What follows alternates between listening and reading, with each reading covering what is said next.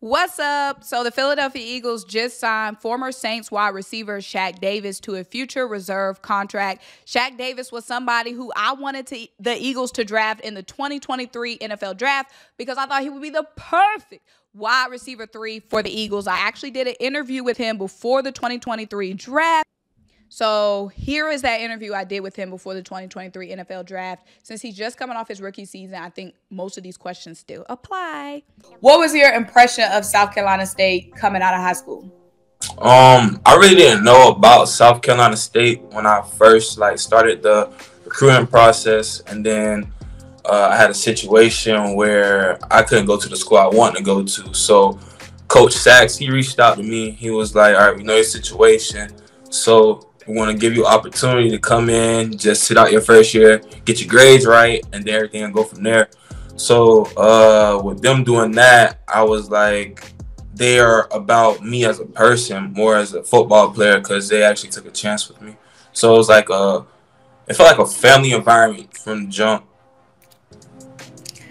Okay, so we know South Carolina State has done a great job, especially lately, developing NFL talent and talent that has been exceeding on the NFL level, not just getting there, but exceeding when they get there.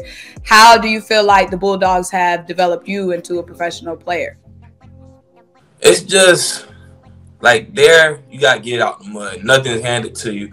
So I feel like that, us actually having to go through adversity and stuff, that just bring us that inner dog in us, it just brings it out. And it just translate from workouts to no matter what it is, we always gonna give it our best. Was there a moment where you felt like, I think I have what it takes to go to the NFL level? Really starting at practice, practicing against the Kobe Durant every day at practice. That really just because he was an NFL prospect when he was at State as well before his senior season. So me going up against him every day at practice, and going back and forth with him, iron sharp as iron, that really what prepared me. So after me and him will go back and forth and everything, I started to build up confidence in myself, and then it just translates to the game. And that's just how I got ready. Yeah, I mean, that's a tough guy to go up against in practice. We see him every day. Right. What's it been like watching him with the Rams this season? He just got a pick 6 last week. I hate to be a liar, but I'm pretty sure he's leading the Rams in interceptions right now. Probably is. It's great just seeing him where he came from, how far he has came, and just me actually being there at school with him to actually witness what he had to go through.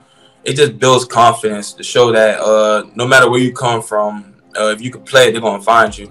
So yeah, that really built my confidence a lot.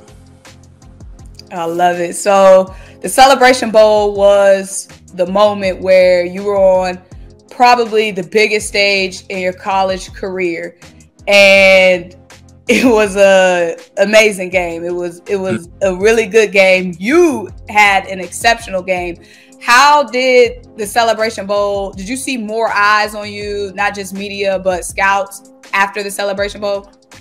I feel like people knew who I was before the Celebration Bowl, but after the game, I feel like that is what solidified me. So yeah, I noticed a lot of attention, but me, I try to just ignore it. I just keep my head down and try to get better each and every day, because I feel like I have not reached my potential yet. It's always room for me to just grow. So I try to not get a big head and just stay humble and keep working.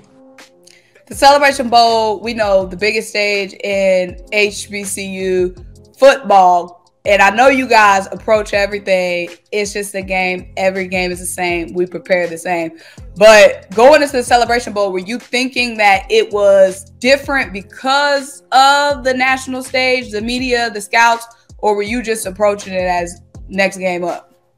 I just approached it as next game up because every game, you don't know when it's going to be a last game. So every game I try to go in with a dominant mindset. I got to go out, I got to perform, I got to make plays, because that's my job. That's what I'm supposed to do. So I just approached it it's another game. As far as it being on championship level, that's just a plus. The media, that's just a plus. I just went out to play football. So you did the prom shuffle out there. Was that, and be honest, okay, was that something you planned or was that spontaneous? Were you like, if I score a touchdown, I'm doing the prom shuffle? Or was it just in the heat of the moment, you like, I need something to do, let me do the prom shuffle? All right, so I went on Instagram Live, I would say like that Wednesday. A bunch of people just tapping in. And people from my school, it was like in the comments, it was like first person score, got hit the prime shuffle. Oh, okay. So, yeah, that's how that happened. Like, I forgot about it. Like, I wasn't thinking about it. But once I caught the first touchdown, stood up, I was like, oh, I scored the first touchdown, so I got to hit it. So did you practice it before or you knew the moves already? Yeah, I kind of watched. I watched Dion when I was like younger, like highlights of him, because my stepdad, you know, he used to watch all types of older football players. So I seen that, and then I heard we was playing him. Everybody was like, "Yeah, you gotta do the Dion dance." Dion dance. I said, "Oh, bet, I got it." That's awesome. So I'm actually glad that you wasn't like, "Oh no, it was just in the moment thing." Okay. You answered that how I wanted to. Dance. That was in the moment. I didn't know what I was gonna do. So what were the top 3 moments for you in your college football career? Top 3 moments. Celebration Bowl. That's one. Winning the MEAC championship at Norfolk. That's number 2. And 3, just being just building a strong bond with my teammates. That's number 3. Yeah. Okay. We especially see how that translates to the next level with you guys, like that tight-knitness. I'm always setting myself up with you see how that is with you guys in the league. You got guys like Darius Leonard going back, Jacoby Durant. He was at you guys' homecoming. I'm think he was at you guys' homecoming. He was either at the A&T. That A&T game. He was at the A&T game. Okay, so we definitely see that bond between the Bulldogs. So looking forward to April. I know you're taking everything one day at a time. I already know that. You don't got to tell me. But what makes you stand out at wide receiver? What makes Shaq different? 6'5", and I can run. Like, a lot of tall receivers really can't. I don't want to say they can't run, but they're not as fast. Like, when people see me in person, look, like, dang, I wouldn't expect you to move like that. Yeah. Like, yeah, it's like you look good, like you look fast on film, but seeing it in person is just like different. So yeah, being fast and tall.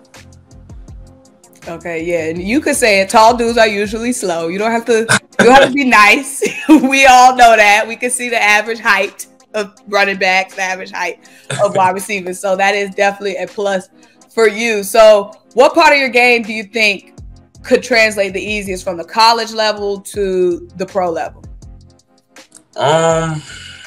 Just me making plays, going deep.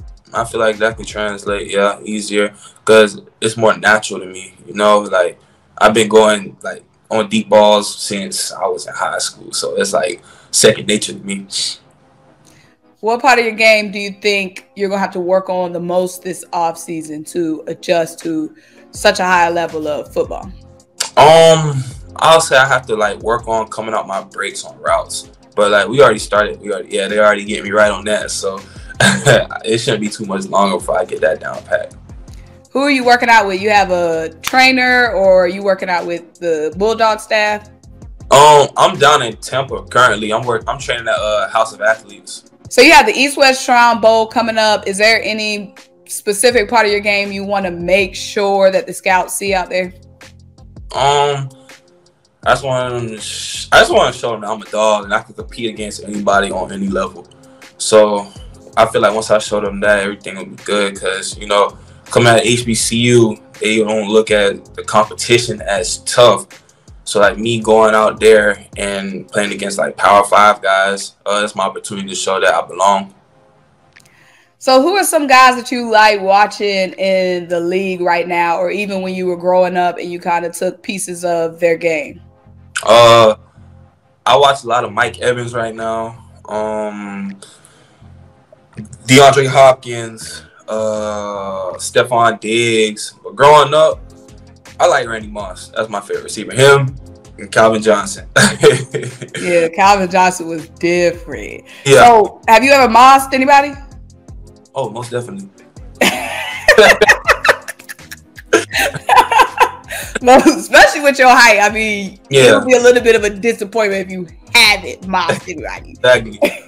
But I try not to get to the point where I got mossed. I try to beat everybody's people. So, well, I feel like usually when somebody has to moss somebody, it's usually on a bad throw. Like, I feel like it's not usually the wide receiver fault. No comment. But yeah.